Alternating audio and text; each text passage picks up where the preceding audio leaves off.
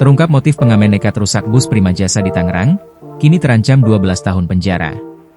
Dua orang pengamen berinisial MA, 18, dan SA, 22, merusak sebuah bus Prima Jasa di Jalan Raya Serang, Tiga Raksa, Kabupaten Tangerang, pada Kamis, 8 Mei 2025, malam.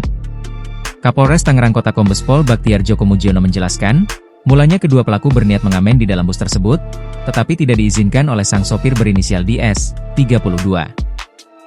Di perjalanan, tepatnya dua pengamen yang hendak masuk ke dalam bus tidak diperbolehkan sesuai aturan perusahaan. Konflik pun terjadi, dan pengamen tersebut mengancam, jelas Baktiar dalam keterangan tertulis, Minggu, 11 Mei 2025. Karena kesal dilarang mengamen, MA dan SA langsung melakukan perusakan ke bus yang tengah berhenti di lampu lalu lintas Jalan Baru Pemda Tiga Raksa. Setelah merusak kaca bus hingga pecah, kedua pelaku langsung melarikan diri. Ketika bus berhenti di lampu merah di TL Jalan Baru Pemda Tiga Raksa, kedua pengamen tersebut menghadang dan memukul kaca bus dengan gitar dan pipa besi, menyebabkan kaca bus sebelah kiri pecah. Pelaku kemudian melarikan diri setelah kejadian, terangnya.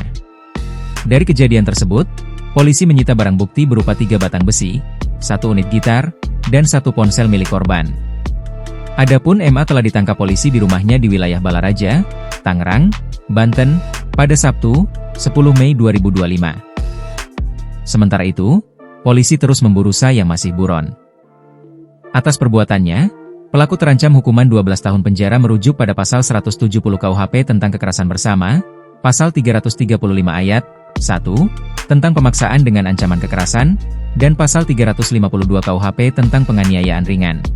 Download Tribun X sekarang, menghadirkan lokal menjadi Indonesia.